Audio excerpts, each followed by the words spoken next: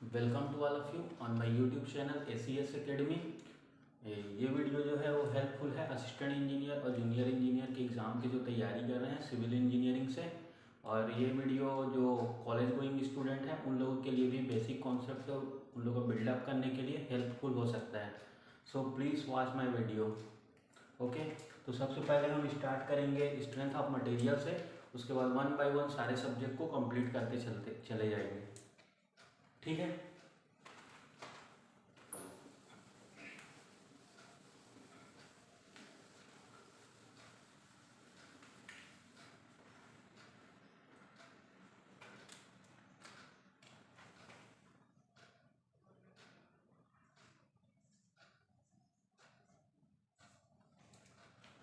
Strength of material की पहले basic definition पे जाते हैं, क्या होता है।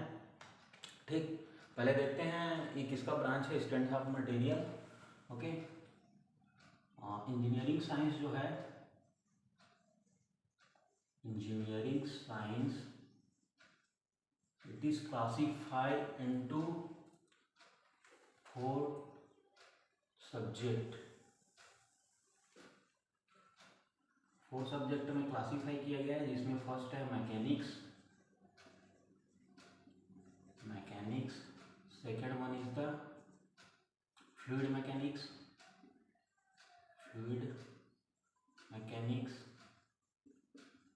Third one is the heat and mass transfer. And the fourth one is the material science.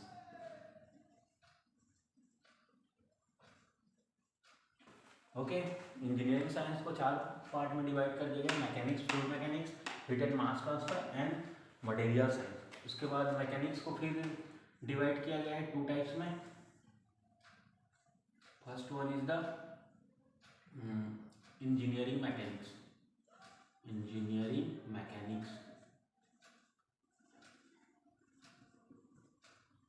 and the second one is the strength of material.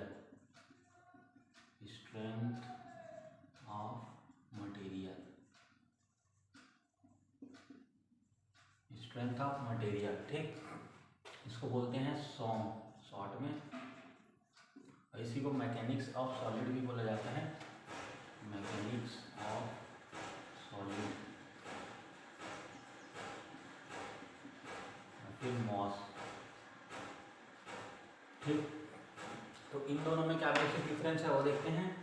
Engineering mechanics में जो हमारा जिस बॉडी पर हम एनालिसिस करते हैं वो बॉडी कैसा होता है, रिजिड बॉडी होता है, रिजिड बॉडी। ठीक, और स्ट्रेंथ ऑफ मटेरियल में जो बॉडी रहता है वो कैसे रहता है, डिफॉर्मेबल बॉडी या फिर डिफॉर्मेबल बॉडी।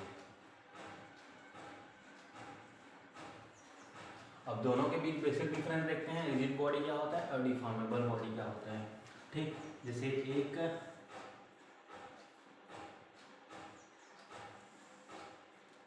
बॉडी कंसीडर कर लिए। ठीक, अब इसमें कोई मटेरियल है, उसमें मॉलिक्यूल, बहुत सारे मॉलिक्यूल है, पार्टिकल है। ठीक, इसमें दो पॉइंट को कंसीडर कर लेते हैं हम लोग, that is A and B. इन दोनों के बीच के डिस्टेंस हम लोग एज्यूम कर लेते हैं, let's suppose this is L1। ठीक, यहाँ से फिक्स है मान के चलिए। अब क्या कर रहे हैं, इस बॉडी पे हम लोग लोड लगाते हैं, that is W load apply किया, मोमेंट अप्लाई कर दिया। ठीक, तो इस लोड के कारण से और मोमेंट के कारण से, ठीक, तो बॉडी में जो इन दोनों पॉइंट के बीच का डिस्टेंस हो क्या होगा, मान के चलिए इन दोनों पॉइंट के बीच का डिस्टेंस जो है वो क्या होता है, देखते हैं आफ्टर लोडिंग। ठीक, ए और बी लोड अप्लाई करने के बाद ये बॉडी में जो डिस्टेंस है 2 पॉइंट के बीच का डिस्टेंस वो चेंज नहीं हुआ, that means L1 equal to L2 बोल दो, L1 इक्वल टू L2 है इस केस में। तो ये ऐसा बॉडी क्या बोलेंगे, रिजिड बॉडी बोलेंगे। इट मीन्स जो 2 पॉइंट के बीच जो डिस्टेंस है उसको कंसिडर नहीं किया जाता, उसको निग्लेक्ट कर दिया जाता है, निग्लिजिबल रहता है इसी कारण। तो उस टाइप की बॉडी को हम लोग बोलते हैं रिजिड बॉडी। ओके, अब इसके अपोजिट चलते हैं, डिफॉर्मेबल बॉडी कैसे होते हैं। सेम बॉडी कंसिडर किए, इसमें भी 2 पॉइंट कंसिडर किए, ए और बी, इसके बीच का डिस्टेंस L1। अब इसमें भी लोडिंग अप्लाई करता हूँ मैं, तो लोडिंग अप्लाई करूँगा, क्या होगा, लोडिंग अप्लाई किया, ठीक। तो इस केस में भी 2 पॉइंट है, ए और बी,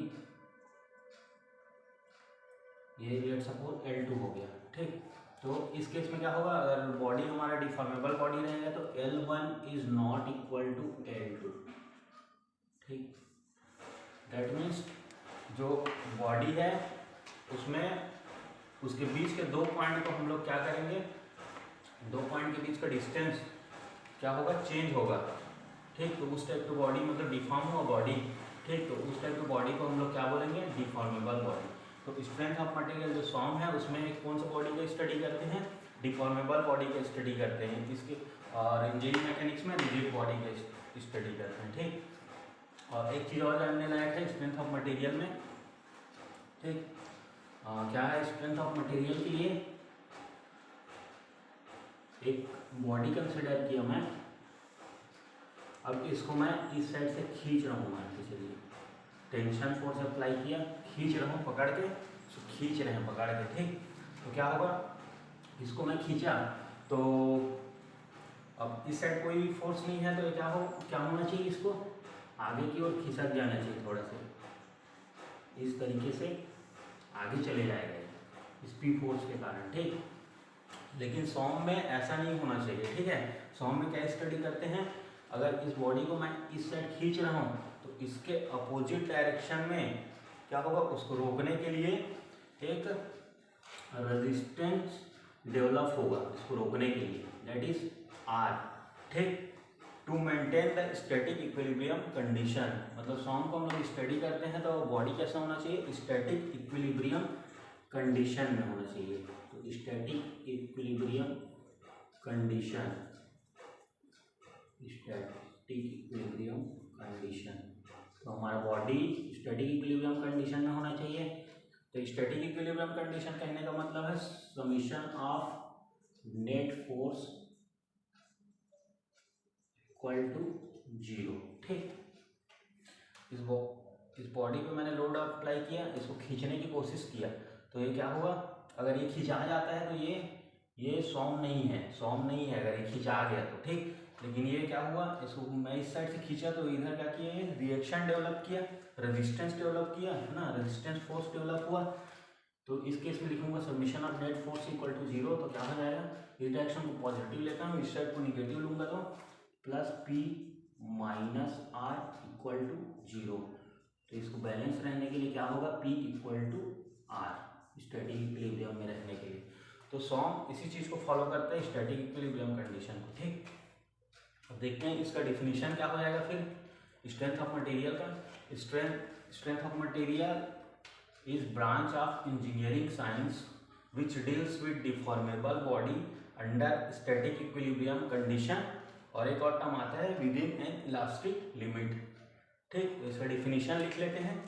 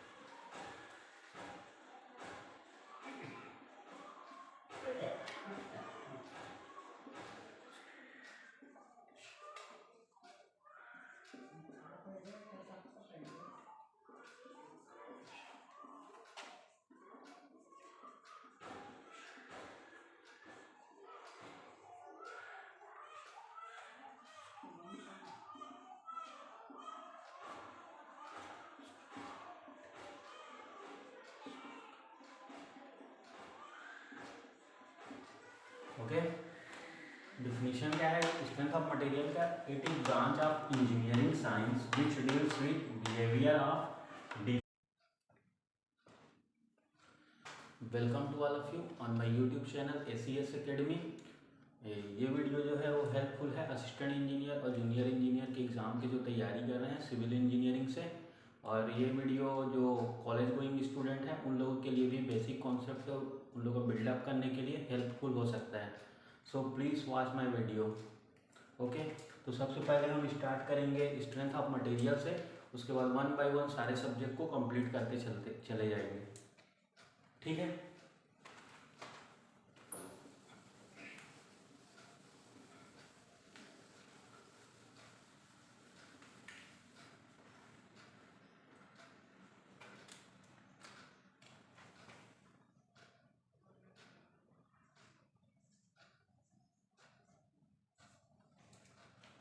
स्ट्रेंथ ऑफ मटेरियल की पहले बेसिक डिफिनीशन पे जाते हैं, क्या होता है।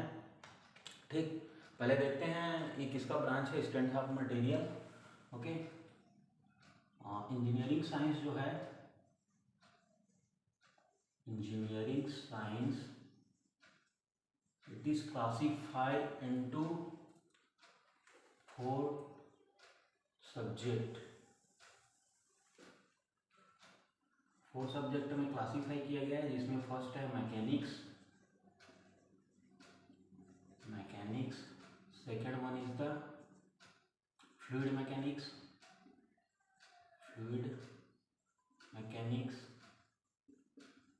Third one is the heat and mass transfer.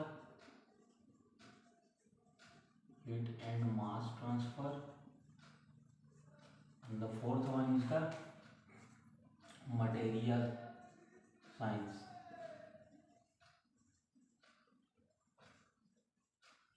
Okay, engineering science को 4 पार्ट में डिवाइड कर दिया गया, mechanics, fluid mechanics, heat and mass transfer and material science. उसके बाद मैकेनिक्स को फिर डिवाइड किया गया है 2 टाइप्स में। First one is the engineering mechanics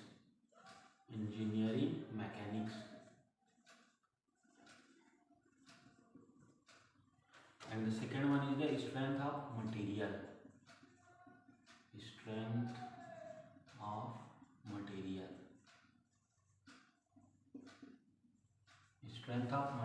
ठीक, इसको बोलते हैं सॉम शॉर्ट में, और इसी को मैकेनिक्स ऑफ सॉलिड भी बोला जाता है। मैकेनिक्स ऑफ सॉलिड,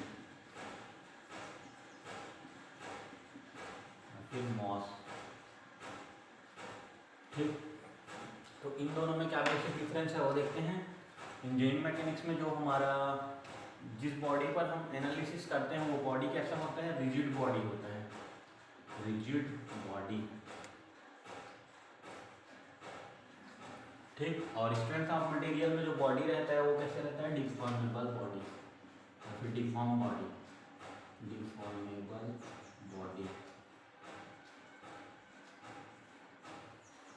अब दोनों के बीच बेसिक डिफरेंस देखते हैं, रिजिड बॉडी क्या होता है और डिफॉर्मेबल बॉडी क्या होता है। ठीक, जैसे एक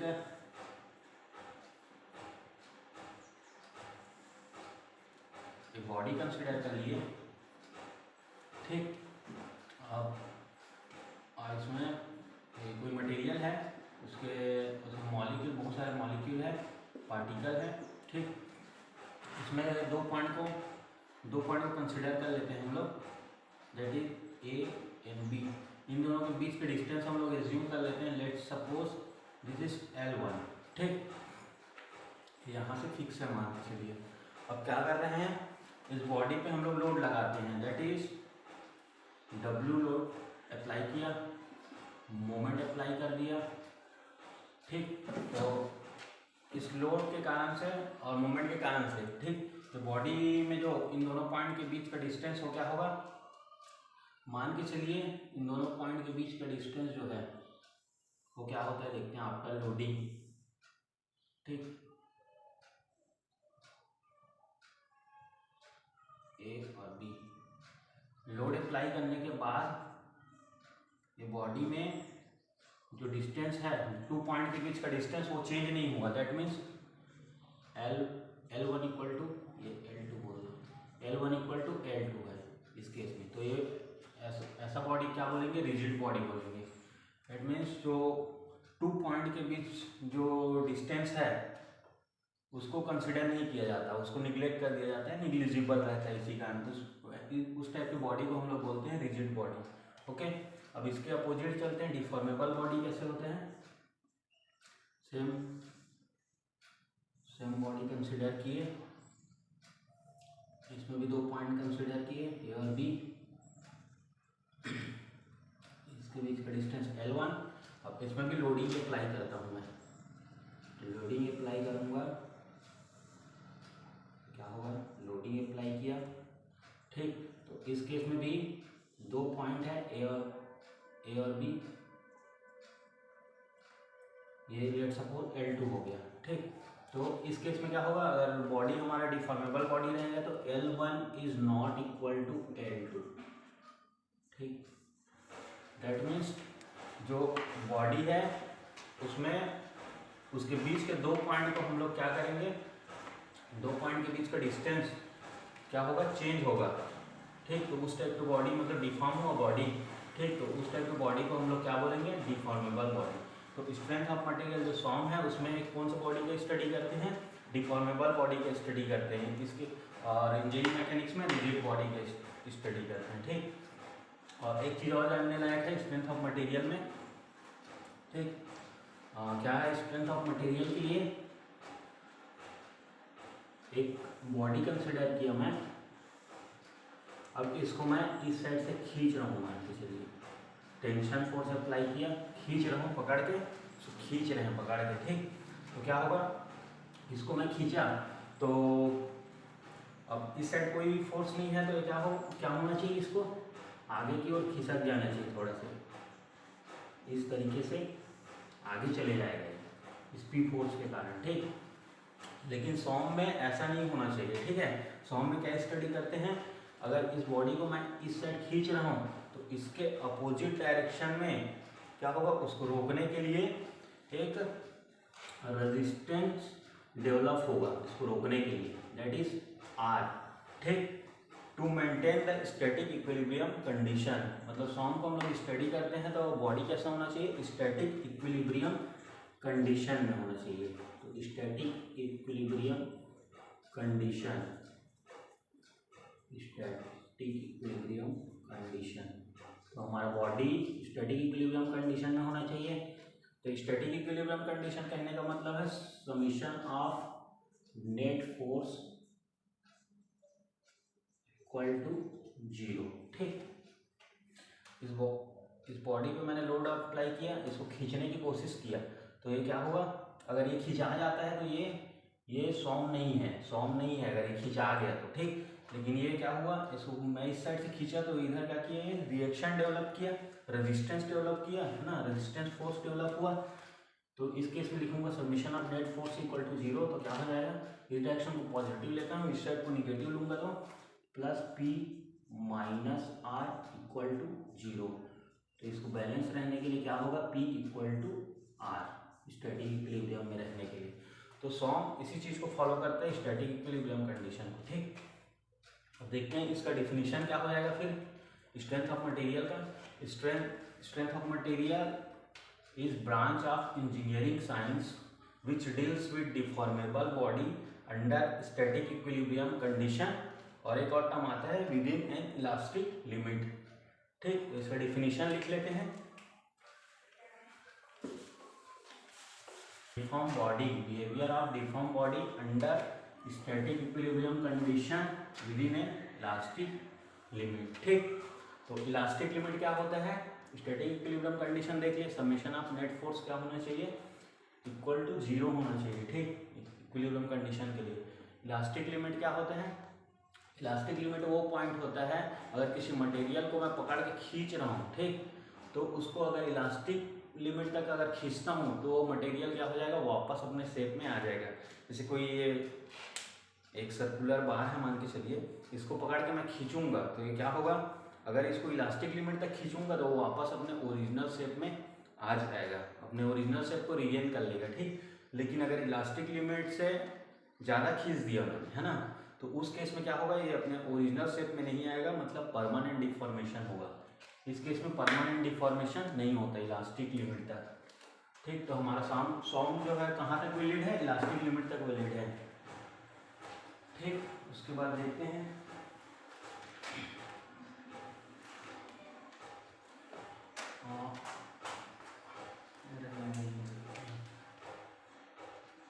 फेल्यूर।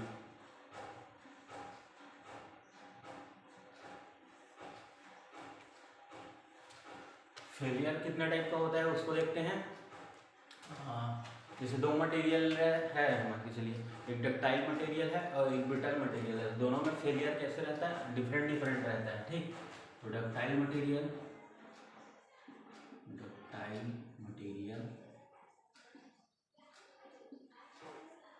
और रहता है, सेकंड रहता है ब्रिटल मटेरियल,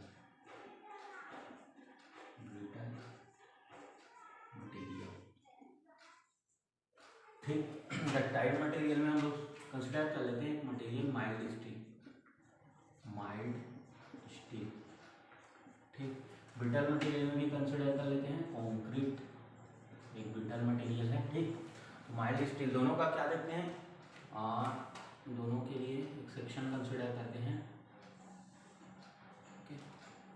इसमें मैं खींच रहा हूँ, इसको टेंशन फोर्स लगा रहा हूँ टी, इस साइड भी क्या डेवलप होगा, मेंटेन करने के लिए स्टैटिक इक्विलिब्रियम कंडीशन को टी डेवलप होगा, ठीक। अब क्या होगा मैं इसको पकड़ के खींचूंगा, ठीक। तो क्या होगा, इसका जो लेंथ एल है, जो लेंथ एल है मान के चलते हैं, और ये एरिया जो है ए है, ठीक। एरिया मतलब 3D में देखेंगे तो इस तरीके कुछ दिखेगा,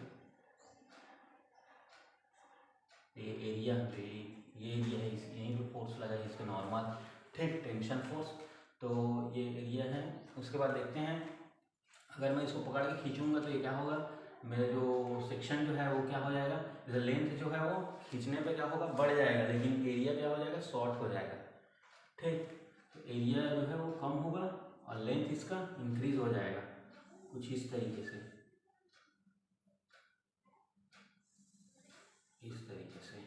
ठीक। ये टेंशन फोर्स डेवलप हुआ, ठीक। अगर इसको इलास्टिक लिमिट तक खींचूंगा तो ये वापस अपने ओरिजिनल शेप में आ जाएगा, ठीक। लेकिन इलास्टिक लिमिट से आगे जाऊंगा जैसे ही, तो ये अपने ओरिजिनल शेप में नहीं आएगा, मतलब कुछ ना कुछ इसमें क्या आएगा, डिफॉर्मेशन आएगा, ठीक, परमानेंट डिफॉर्मेशन आएगा। अब फिर और खींचूंगा इसको तो क्या होगा, ये बीच से ब्रेक हो जाएगा यहाँ से, और खींचता हूँ अगर,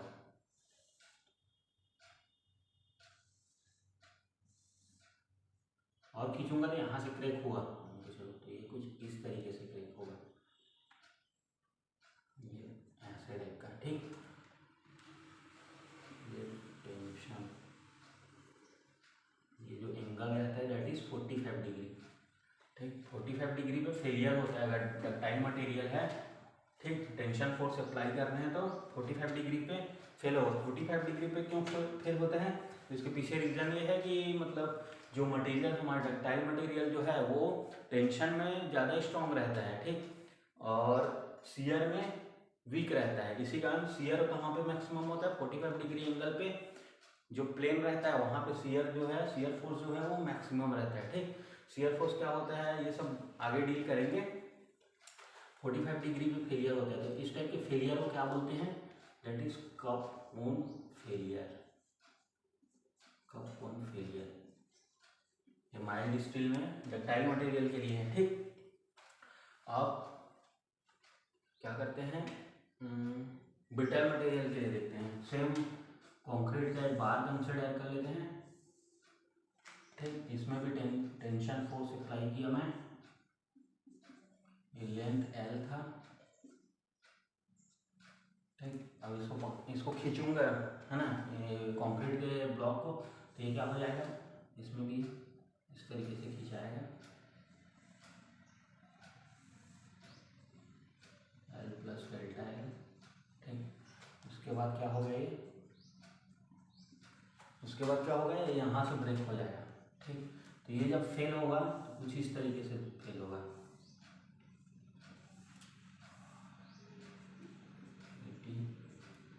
ये और यहाँ से ब्रेक हुआ है, ठीक। तो ये जो एंगल रहेगा यहाँ से दैट इज 90 डिग्री।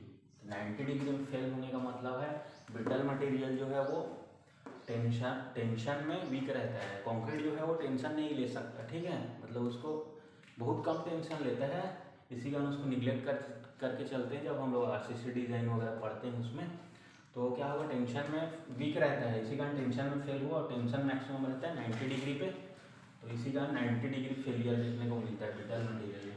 अब इन दोनों के लिए स्ट्रेस स्ट्रेन कर्व देख लेते हैं।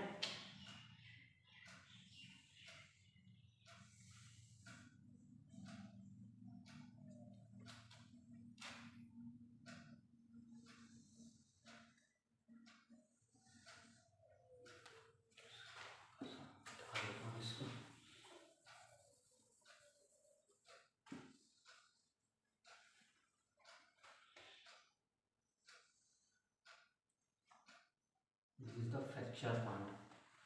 ओ ये है स्ट्रेन, ई से डिनोट करते हैं, और इधर इस साइड स्ट्रेस, इसको सिग्मा से डिनोट करते हैं, ठीक। दिस द फ्रैक्चर पॉइंट, यहाँ पे मटेरियल जो है वो ब्रेक हो जाएगा, ठीक। और यहाँ कहीं रहता है इलास्टिक लिमिट। इलास्टिक लिमिट जहाँ तक अगर लोडिंग अप्लाई कर रहे हैं तो फिर से अपने ओरिजिनल शेप को रिगेन कर लेगा बॉडी जो है, ठीक। तो इस टाइप का बनता है हम लोग का स्ट्रेस स्ट्रेन कर्व। किसके लिए? माइल्ड स्टील के लिए। माइल्ड स्टील के लिए इस टाइप से बनेगा। तो इसमें क्या देखने को मिल रहा है हम लोग को, इसमें एक्चुअल में हम लोग को देखने को मिल रहा है इस टाइप से कर्व मिल रहा है ना।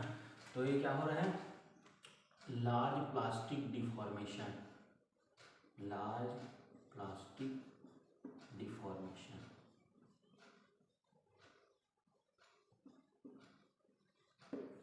ठीक। तो डक्टाइल मटेरियल में लार्ज प्लास्टिक डिफॉर्मेशन देखने को मिलेगा, ठीक। वही अगर कंक्रीट की बात करते हैं या फिर ब्रिटल मटेरियल का, तो उस केस में कैसे बनेगा स्ट्रेस स्ट्रेन कर्व, सिग्मा इस साइड ई, इसके लिए डायग्राम बनेगा इस टाइप से, that is this is the failure, ठीक। इस केस में किसी भी तरह का प्लास्टिक डिफॉर्मेशन नहीं दिखेगा, मटेरियल बिना किसी इंडिकेशन के ब्रेक हो जाएगा। यहाँ पे क्या होगा, हमारा मटेरियल नेकिंग होने के बाद टूट रहा था। नेकिंग मतलब ये पतला हुआ, उसके बाद फेलियर हो रहा था नेकिंग होने के बाद, ठीक। इसमें लेकिन इसमें सीधा डायरेक्ट ब्रेक हो गया वहाँ से, अगर ब्रिटल मटेरियल है तो यही बेसिक दो डिफरेंस है।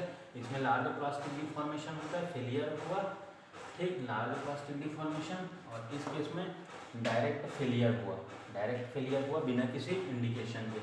तो ये बेसिक डिफरेंस है डक्टाइल मटेरियल और ब्रिटल मटेरियल में कैसे फेल होता है, ठीक। उसके बाद आगे देखते हैं।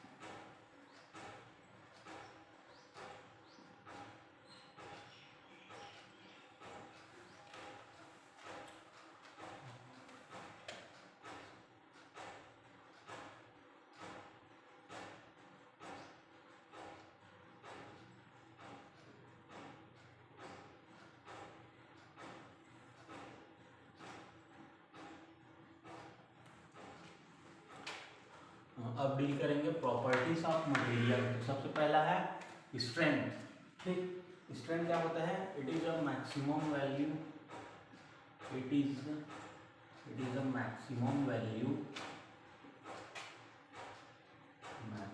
Value of stress that a material can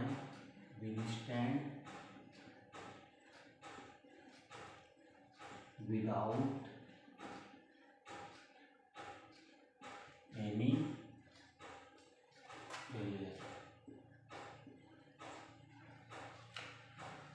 ठीक, strength is a maximum value of stress. ठीक, strength is a maximum value of stress that a material can withstand without any failure। ठीक, तो स्ट्रेंथ जो है वो स्ट्रेस का वो maximum value है जिसमें हमारा मटेरियल जो रहता है क्या होगा, फेलियर होने से जस्ट पहले जो उसका स्ट्रेस रहता है वो कहलाता है हमारा स्ट्रेंथ कहलाता है। फेलियर होने के जस्ट पहले, कोई मटेरियल ब्रेक होने वाला है उसके जस्ट पहले जो मैक्सिमम स्ट्रेस रहता है, मैक्सिमम वैल्यू जो रहता है स्ट्रेस का, वो कहलाता है हमारा स्ट्रेंथ। ठीक, और ये क्या रहता है, स्ट्रेंथ हमारा कांस्टेंट रहता है, इसी कारण इसको क्या बोला जाता है, it is a true characteristics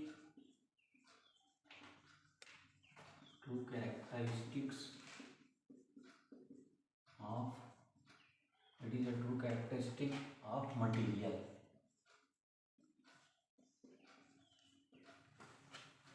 ये मटेरियल का स्ट्रेंथ जो है वो मटेरियल का ट्रू कैरेक्टरिस्टिक प्रॉपर्टी होता है। ठीक, it is a true characteristic of material. इसे कहने का मतलब क्या है इसका,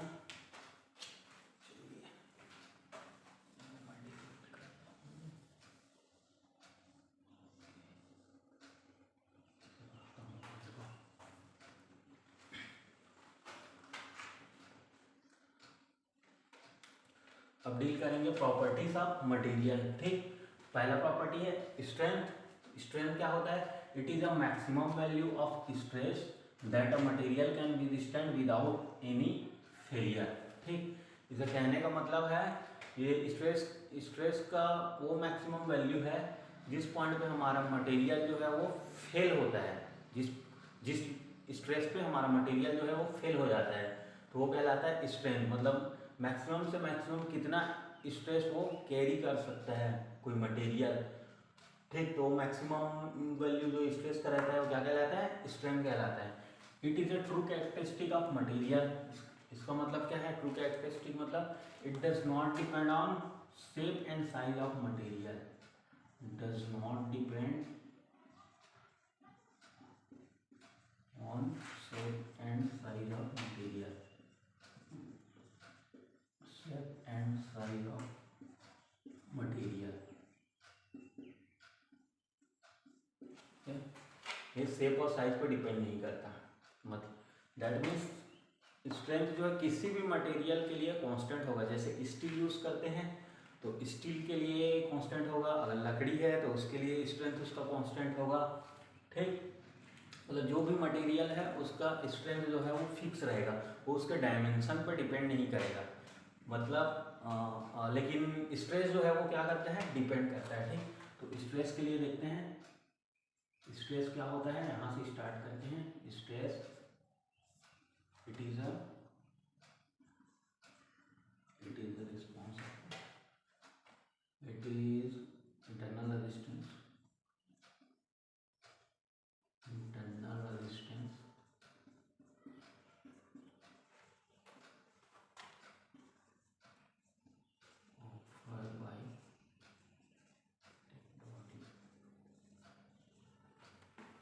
Stress is nothing but it is the internal resistance offered by the body, ठीक, against deformation।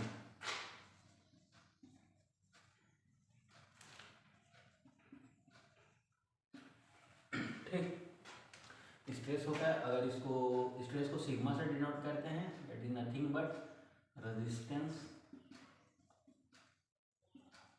पर यूनिट एरिया। ठीक, that is equal to resistance is nothing but जो लोड अप्लाई होगा उसी के बराबर होगा एंड P/A। ठीक, सिग्मा ये स्ट्रेस होता है। ठीक, तो स्ट्रेस जो रहता है वो कांस्टेंट नहीं होता। कैसे नहीं होता ये देखते हैं। It is not a true characteristic of material but strength is a true characteristic of material. ठीक, देखते हैं इसका एग्जांपल ले लेते हैं। मान के चलिए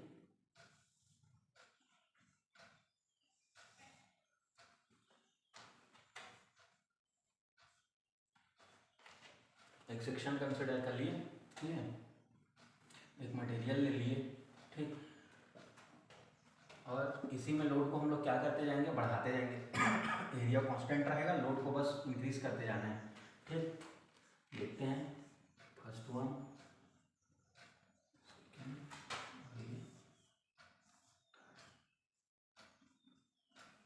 ठीक, इसी में लोड को इंक्रीज करते जाऊंगा। सेम मटेरियल है, ठीक, और डायमेंशन वगैरह सब चीज़ सेम है, बस लोड को बस मैं बढ़ाते जाऊंगा। उसके कंपेरिजन हम देखेंगे स्ट्रेस की वैल्यू क्या आती है। मान के चलिए यहाँ पे 10 किलो न्यूटन का लोड लगाया मैं, और इसका जो एरिया है, एरिया दैट इज 10 mm² मान लेता हूँ। ठीक, 10 किलो न्यूटन का अप्लाई किया, यहाँ पे अप्लाई कर देता हूँ 20 किलो न्यूटन का, और ये एरिया सेम है 10 mm², 10 mm², और यहाँ पे 40 मान लेता हूँ, 40 किलो न्यूटन, और दिस इज 10 mm²। ठीक, एरिया। तो इसके लिए स्ट्रेस की वैल्यू क्या होगी, sigma equal to load upon area या फिर रेजिस्टेंस अपॉन एरिया। क्या हो जाएगा, 10 divided by area 10, that is 1 kilo newton per mm²। ठीक, तो ये इसके लिए स्ट्रेस की वैल्यू क्या है, 1 किलो न्यूटन पर mm²। अब उसके बाद लोड को मैंने डबल कर दिया, तो इस केस में कितना हो जाएगा, 20/10, ये हो जाएगा 2 किलो न्यूटन पर mm²। ठीक, उसके बाद मैंने 40 कर दिया, और ये वही पॉइंट है जो मैक्सिमम वैल्यू है, मान के चलते हैं मैक्सिमम वैल्यू है स्ट्रेस का। ठीक, इसके बाद क्या होगा, हमारा मटेरियल जो है वो फेल हो जाएगा, हमारा बॉडी जो है वो फेल हो जाएगा। तो इस केस में क्या होगा, sigma equal to 40 divided by 10 is equal to 4 kilo newton per mm²। तो ये मान के चलिए क्या है, हमारा मैक्सिमम वैल्यू था। ठीक, तो ये क्या हुआ, this is strength, strength equal to 4 kilo newton per mm²। ठीक, तो स्ट्रेस का वैल्यू क्या होते जा रहा है, चेंज होते जा रहा है, लेकिन स्ट्रेंथ क्या है, 4 किलो न्यूटन पर mm²। अब इसको आगे और डील करते हैं थोड़ा सा।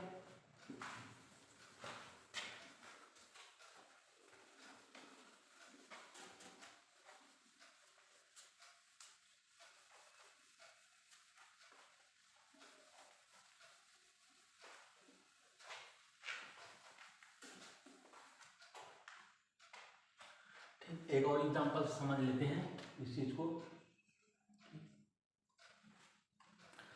एक स्टील का सेक्शन कंसीडर करता हूं,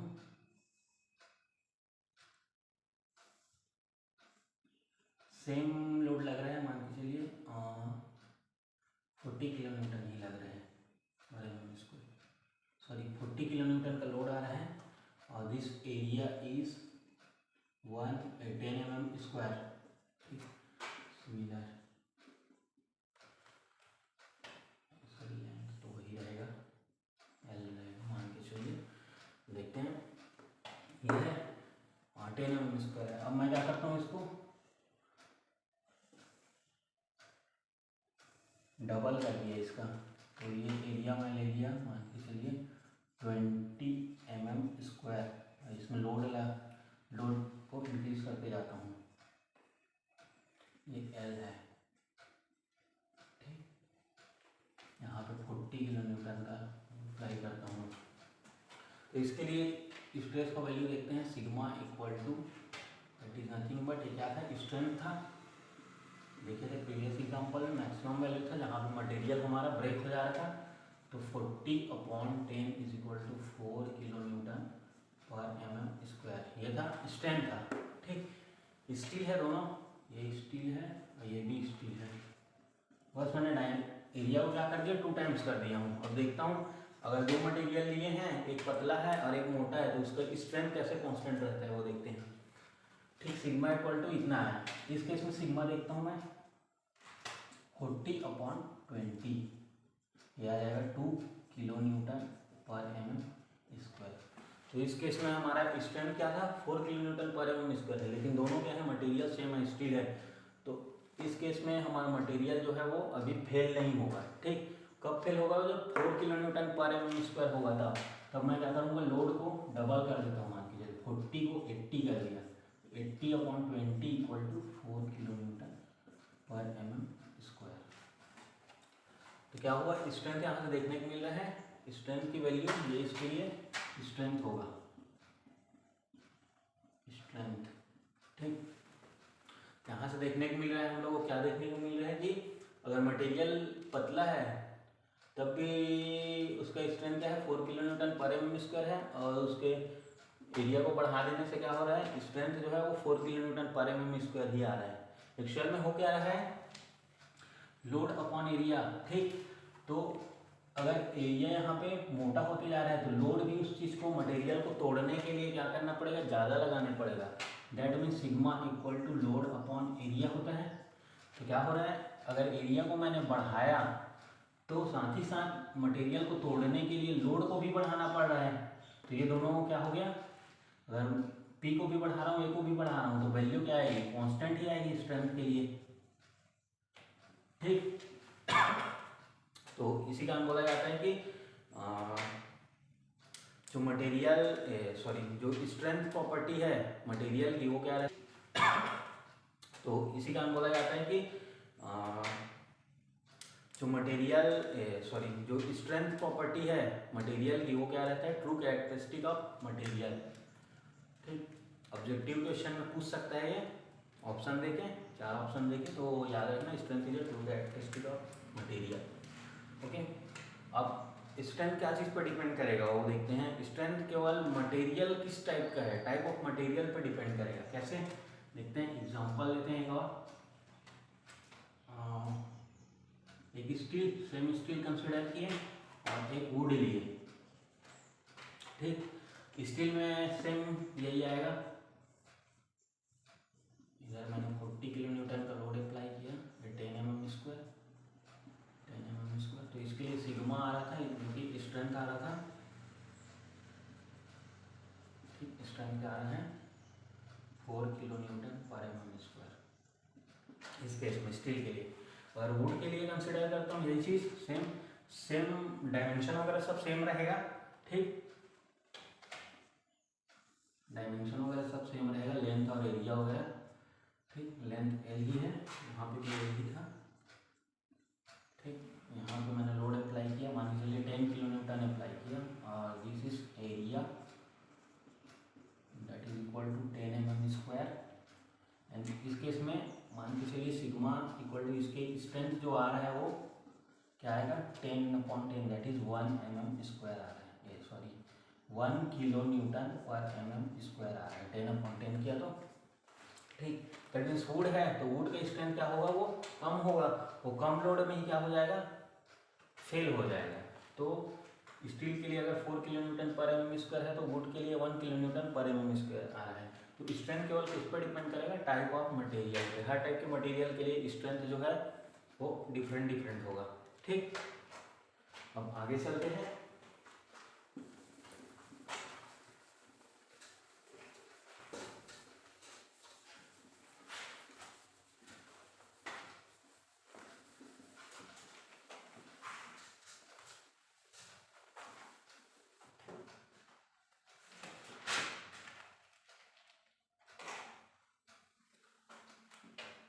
सेकेंड प्रॉपर्टी देखते हैं, that is ductility.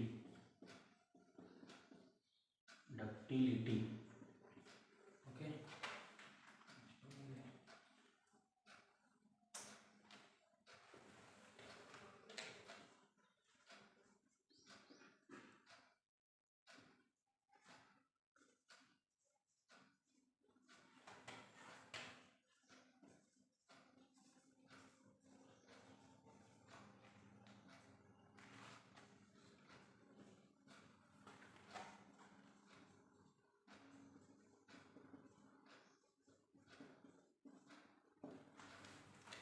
Ductility property क्या है, ductility means can be drawn easily into thin wire. ऐसा मटेरियल जिसको हम लोग किस में कन्वर्ट कर पा रहे हैं, थिन वायर में कन्वर्ट कर पा रहे हैं। ऐसा मटेरियल क्या कहलाएगा? डक्टाइल मटेरियल कहलाएगा। और इस टाइप की प्रॉपर्टी उसकी क्या कहलाएगी? डक्टिलिटी। ठीक, तो माइल्ड स्टील हम लोग देखे थे क्या हुआ था? नेकिंग हो रहा था उसमें। माइल्ड स्टील जब फेल हो रहा था तो क्या हुआ था?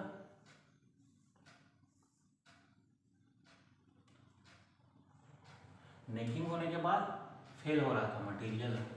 जो माइल्ड स्टील था वो नेकिंग होने के बाद, दैट मीन्स क्या हो रहा है? वो पतला हुआ, उसके बाद वहां से ब्रेक हुआ। ठीक, तो वही प्रॉपर्टी है डक्टिलिटी। इसके लिए स्ट्रेस स्ट्रेन डायग्राम लिखते हैं माइल्ड स्टील के लिए। तो बताया था इस तरीके से जाएगा आगे, यहाँ से यहाँ पे फेल हुआ, इसका एफ वाई रहता है जो यील्ड पॉइंट। आगे देखेंगे, डिस्कस करेंगे यील्ड स्ट्रेस। ठीक, देखेंगे क्या होता है बाद में, आगे देखेंगे। तो इस टाइप से डक्टिलिटी होता है। और फिर एक चीज़ और देखते हैं, डक्टाइल मटेरियल जो रहता है, डक्टाइल मटेरियल रहता है, इसका टेंसाइल स्ट्रेंथ जो रहता है that is sigma Y T, sigma Y T या फिर एफ वाई टी बोल सकते हैं। ठीक, यील्ड स्ट्रेंथ जो रहता है टेंशन में वो सबसे ज़्यादा रहता है डक्टाइल मटेरियल का। उसके बाद ये रहता है सिग्मा वाई सी, मतलब कंप्रेशन में उससे थोड़ा से कम। उसके बाद सबसे कमजोर रहता है, वीक रहता है सीयर में। ठीक, टाउ सीयर में सबसे वीक रहता है डक्टाइल मटेरियल। इसी का जो फेलियर हुआ था वो 45 डिग्री पे फेलियर हुआ था, सीयर फेलियर 45 डिग्री पे फेल हो रहा था हमारा मटेरियल जो है। ठीक है, उसके बाद देखते हैं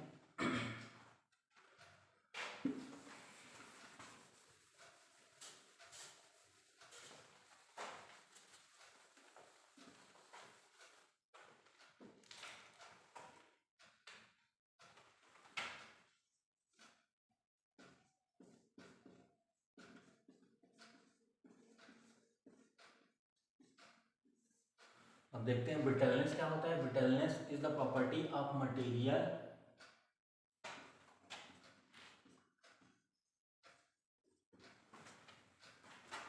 अब देखते हैं थर्ड पॉइंट है ब्रिटलनेस। ठीक, तो lake of ductility is called brittleness. Lake of ductility is called brittleness, मतलब एक जस्ट अपोजिट है डक्टिलिटी के। और ब्रिटल मटेरियल जो रहता है वो कैसे रहता है, उसको देखते हैं। ब्रिटल मटेरियल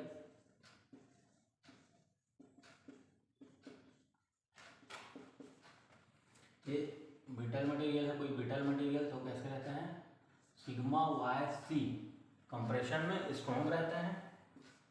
उसके बाद आता है shear, shear stress, shear strength. फिर आएगा sigma Y T, tensile strength. Tension में क्या रहता है? ब्रिटल मटेरियल वीक रहता है। ठीक, और इसके एग्जांपल क्या क्या आया है वो देख लेते हैं। कॉन्क्रीट आता है, ब्रिटल मटेरियल है कॉन्क्रीट, और कास्ट आयरन, कास्ट आयरन। ठीक, वैसे डक्टाइल मटेरियल का एग्जांपल क्या क्या था उसको लिख लेते हैं। डक्टाइल मटेरियल भूल गया, डक्टाइल मटेरियल इसके लिए एग्जांपल था mild steel, mild steel, aluminium, copper, gold, lead, silver etcetera. ठीक, डक्टाइल मटेरियल के लिए है और ये ब्रिटल मटेरियल के लिए है। ठीक है, तो ये चीज़ याद रखना है। टेंशन में ये वीक रहता है ब्रिटल मटेरियल जो है। अब एक ऐसा मटेरियल आता है जो कि रूम टेम्परेचर पे ब्रिटल मटेरियल होता है, ब्रिटल मटेरियल की तरह बिहेव करता है, और एलिवेटेड टेम्परेचर पे डक्टाइल मटेरियल की तरह बिहेव करता है। तो उसका नाम बस याद रखना, दैट इज टंगस्टन, टंगस्टन। ठीक, ये बिहेव करता है रूम टेम्परेचर पे, रूम टेम्परेचर पे बिहेव करेगा किस टाइप से? Brittle material, brittle material. और एलिवेटेड टेम्परेचर पे, एलिवेटेड टेम्परेचर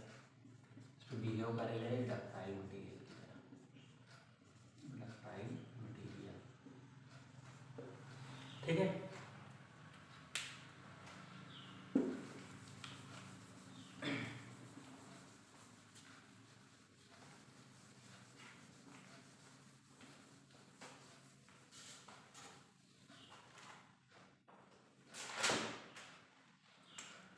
अब हम लोग डील करते हैं कुछ जो एजम्पशंस जो है जो यूज्ड होता है स्ट्रेंथ ऑफ मटेरियल में, उसके बारे में देखते हैं क्या क्या एजम्पशंस हैं। उसके बेसिस पे हम लोग आगे जो भी पढ़ेंगे, बेंडिंग पढ़ेंगे, टॉर्शन पढ़ेंगे और शियर स्ट्रेस वगैरह जो भी है उसमें क्या क्या एजम्पशंस रहते हैं वो सारी चीज़ें देखेंगे। तो पहले स्ट्रेंथ ऑफ मटेरियल में क्या क्या चीज़ एजम्पशन है उसको पहले डील करते हैं।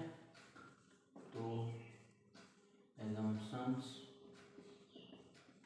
Used in strength of material.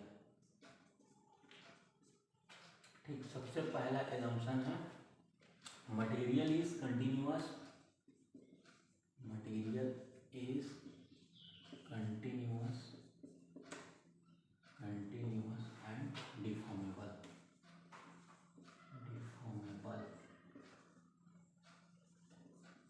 ठीक, material is continuous and deformable. Deformable मतलब बॉडी जो रहना चाहिए वो कैसे रहना चाहिए और डिफॉर्म होना चाहिए, उसमें रिजिड नहीं होना चाहिए बॉडी। ठीक, कंटिन्यूअस कहने का मतलब है किसी भी तरह का no voids and no cracks, किसी भी तरह का वाइड नहीं होना चाहिए और क्रैक नहीं होना चाहिए, नहीं तो फिर क्या होगा, स्ट्रेस कॉन्सेंट्रेशन होगा। ठीक, स्ट्रेस कॉन्सेंट्रेशन क्या होता है वो आगे डील करेंगे। सेकंड क्या है, all the material are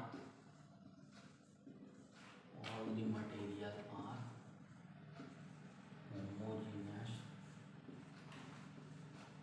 and isotropic। ठीक, all the material are homogeneous and isotropic. Homogeneous कहने का मतलब क्या है,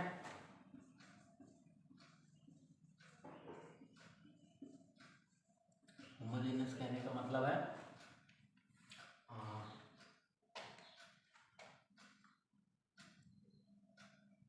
material has same properties, same elastic properties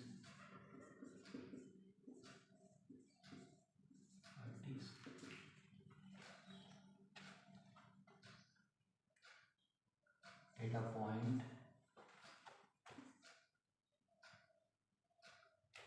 same property at a point in given direction,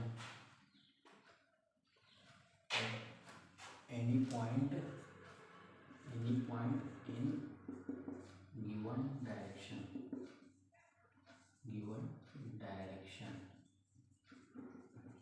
ठीक।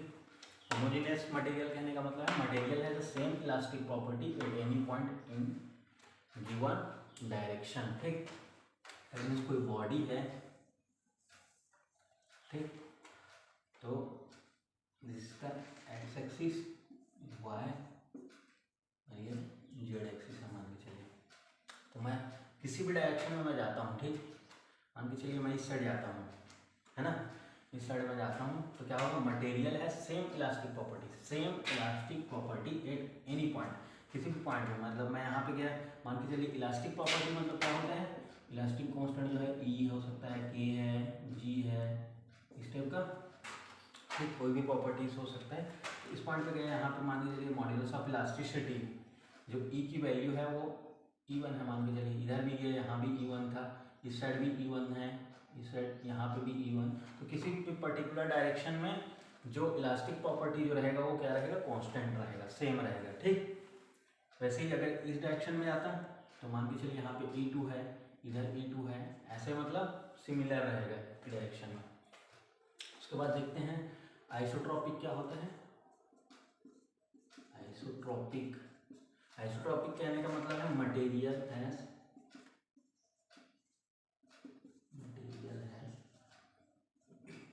Identical properties,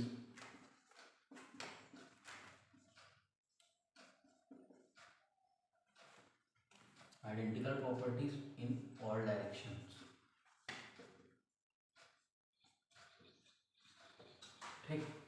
material has identical properties in all direction at any point, at any point. ठीक, same material consider किए। ठीक, अब मान के चलिए मैं यहाँ से गया, एक्स से इस साइड गया थोड़ा सा, इधर वाई से ही थोड़ा सा गया है ना, तो कहाँ पे, इस पॉइंट पे गया मान के चलिए यहाँ पे। तो यहाँ पे मटेरियल जो है ई है, इस साइड इसका वैल्यू ई रहेगा, इस साइड भी जाऊँगा तो ई होगा, इधर भी आऊँगा तब भी ई होगा। किसी भी डायरेक्शन में मैं जा सकता हूँ, है ना, किसी भी डायरेक्शन में देखूँगा तो जो मटेरियल की प्रॉपर्टी क्या रहेगा, आइडेंटिकल, मतलब सेम रहेगा। किसी भी पॉइंट पे, किसी भी पॉइंट की मैं बात करूँ तो सिमिलर रहेगा मटेरियल की जो प्रॉपर्टीज है। ठीक, तो आइसोट्रॉपिक होता है और ये होमोजेनियस। ठीक, होमोजेनियस मतलब एक ही डायरेक्शन, और ये है all the direction but any point same रहता है इसमें। ठीक, तो फिर ये दो एग्जाम्पल्स हो गए, आगे डील करते हैं।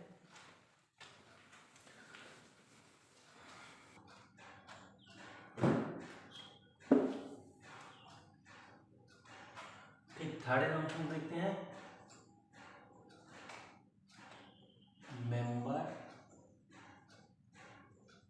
मेंबर जो रहेगा, members are unitless, sorry weightless, weightless. ठीक, थर्ड एग्जाम्पल क्या है, मेंबर आर वेटलेस। वेटलेस कहने का मतलब है उसमें किसी भी तरह का जो वेट को हम लोग कंसिडर करके नहीं चलेंगे स्ट्रेंथ ऑफ मटेरियल में। ठीक, सेल्फ वेट को कंसिडर नहीं करेंगे। फोर्थ वन क्या है, material follow Hooke's law, material follows Hooke's law, Hooke's law. ठीक, तो मटेरियल हुक्स लॉ को फॉलो करना चाहिए। तो हुक्स लॉ क्या होता है वो देखते हैं। स्ट्रेस, हुक्स लॉ क्या होता है डील कर रहे हैं। ठीक, stress is directly proportional to strain, stress is directly proportional to strain within an elastic limit, within an proportional limit आता है, proportional limit। stress is directly proportional to strain, stress sigma is directly proportional to strain E। बोल रहे हैं Hooke's law valid है, stress is directly proportional to strain, तो sigma proportional to E, sigma is equal to limit of proportionality को जब हटाऊंगा तो क्या हो जाएगा, E into E. This E is nothing but Young modulus of elasticity, Young modulus of elasticity, या फिर बोलते हैं इसको इलास्टिक मॉड्यूलस, इलास्टिक मॉड्यूलस। तो मटेरियल फॉलो हुक्स लॉ बोल रहे हैं, इसे कहने का मतलब क्या है,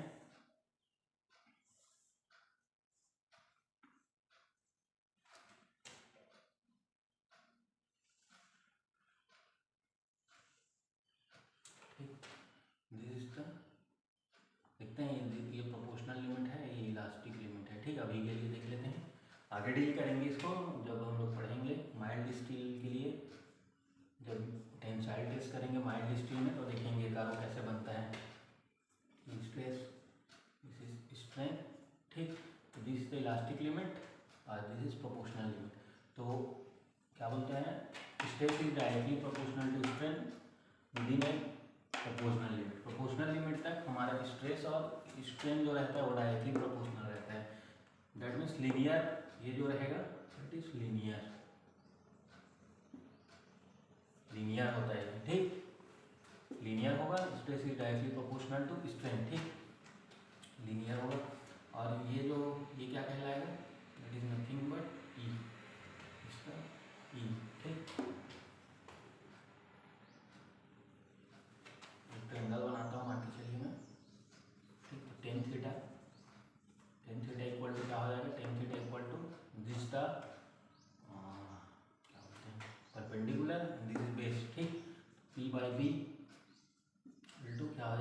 is C sigma and this is E, that is sigma upon E.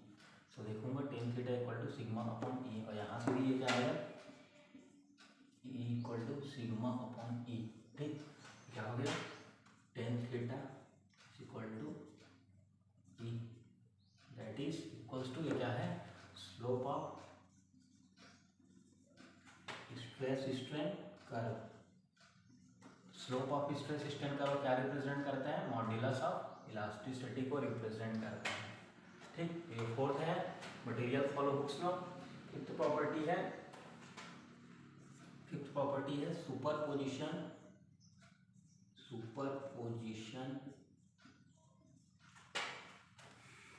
Superposition principle is valid.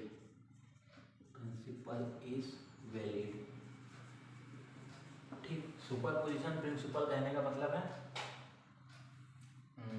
क्या होता है, जैसे कोई बॉडी है, ठीक, कोई बॉडी है, इस पे लोड आ रहा है W, ठीक, इस तरीके का लोड आ रहा है, और एक UDL भी आ रहा है, मान के चलिए UDL। ठीक, UDL क्या होता है ये बताऊंगा बाद में, अभी देख लेते हैं। ऐसे UDL है, यूनिफॉर्मली डिस्ट्रीब्यूटेड लोड है, एक पॉइंट लोड आ रहा है। तो क्या करूँगा मैं, सुपरपोजिशन प्रिंसिपल इज वैलिड है ना, इस केस में क्या होगा, मैं इन दोनों को सेपरेट कंसिडर कर लेता हूँ, दोनों लोड को इंडिविजुअल कंसिडर कर लेता हूँ। That means this is W, और यहाँ पे मैं लिखता हूँ ये UDL है। मान के चलिए मेरे यहाँ पे रिएक्शन कैलकुलेट करना था, यहाँ पे है ना, इस पॉइंट पे क्या होगा, यहाँ पे रिएक्शन कैलकुलेट करना था, ये W हुआ, और दिस इज UDL है। ठीक, क्या करूँगा, इन दोनों को निकालने के बजाय मैं इंडिविजुअल दोनों को निकाल दूंगा और इसको सम कर दूंगा, तो जो रिजल्ट देगा वो इसके लिए मिल जाएगा। वही बोलने का मतलब वही है, सुपरपोजिशन प्रिंसिपल इज वैलिड। दोनों को इंडिविजुअल कैलकुलेट करके मैं दोनों के रिएक्शन को जो यहाँ पे आएगा, इन दोनों को ऐड कर दूंगा, तो ये टोटल इसमें बता देगा इस सेक्शन पे कितना होगा रिएक्शन टोटल। ठीक, उसके बाद देखते हैं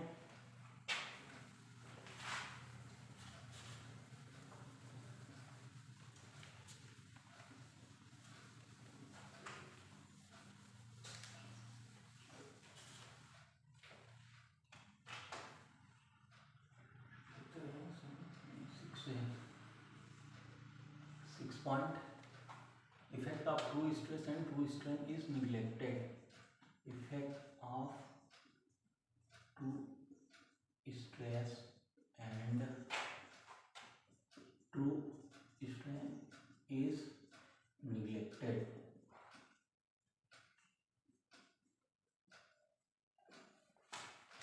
अब ट्रू स्ट्रेस और ट्रू स्ट्रेन क्या होता है, देखते हैं। ट्रू स्ट्रेस क्या होता है, ट्रू स्ट्रेन क्या है। ट्रू स्ट्रेस को देखते हैं। ठीक, क्या होता है, जैसे कोई मेरा बार कंसिडर कर लिए, एक सेक्शन ले लिए। ठीक, अब मैं इस पर लोड अप्लाई करता हूँ P,